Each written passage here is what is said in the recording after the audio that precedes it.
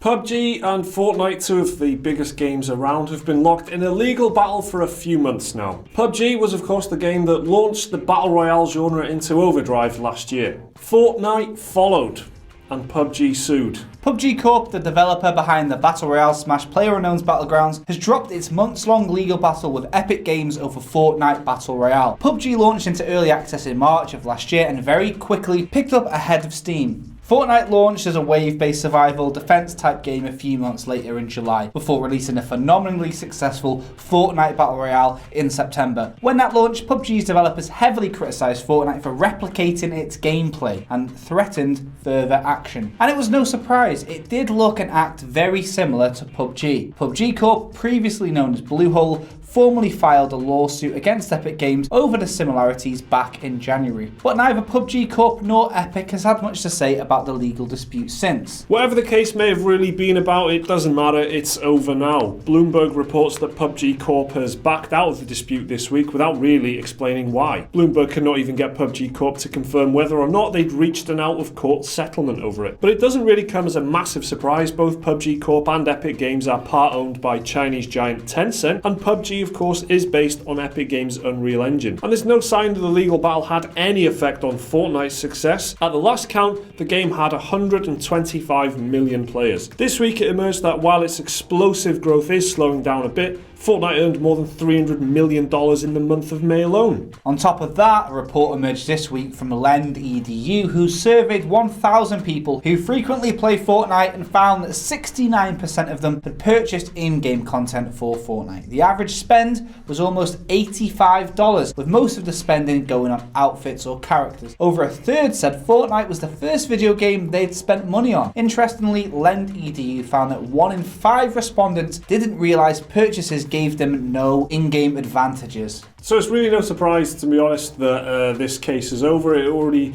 felt like it was going to go that way. It's been very quiet since it had first come out, which was back in January now. There really had been nothing from PUBG Corp or Epic Games about it since. When the court case did start, I was kind of feeling like, yeah, this sounds about right. This Fortnite Battle Royale has come along. It looks very, very similar to PUBG. We all thought that. We did videos at the time saying look how similar it looks, because it was quite a close comparison. And then for a few months there was like, you know, PlayerUnknown, Brendan Green was saying stuff about it looking similar and that. And then it went to court, there was a legal filing anyway. And then the fact that it's all wound up the way it has, just not surprising. I mean, just don't worry about it. You're both making loads of money.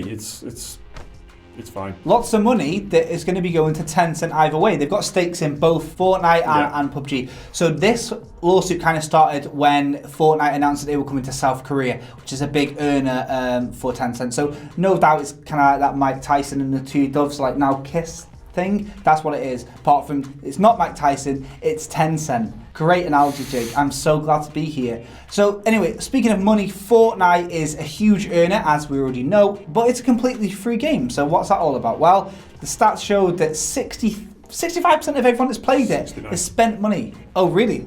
And $85 is... Oh, you're not going to redo it? You're just going to... All right, okay. So we know that Fortnite's a huge earner and it's a free game, so why, how, what's that all about? Well, 69% of all players have spent money on it, $85 on average. Obviously, that's like kids probably begging their mum, can I have the battle pass for the season? And whales who are spending loads. You got some big earners who are probably just sat in a hotel room somewhere, just like working in the city or whatever, you know, and they're just playing a bit of Fortnite and just pumping cash into this thing. Absolutely, and 1 in 5 of them, those guys, didn't even realise it's not giving them an advantage. It's a bit, which is... just have a little read of it. You know, how do you know? Yeah, there's a warning. There's definitely a warning. Says it's just a cosmetic item only. But there you go. It just shows that the court case was a little bit... It was kind of going to go nowhere. That both companies are really closely related because, like Jake said, they're both kind of linked to Tencent. The Tencent is part owner of both of them. And then PUBG uses the Epic Unreal Engine. So it's...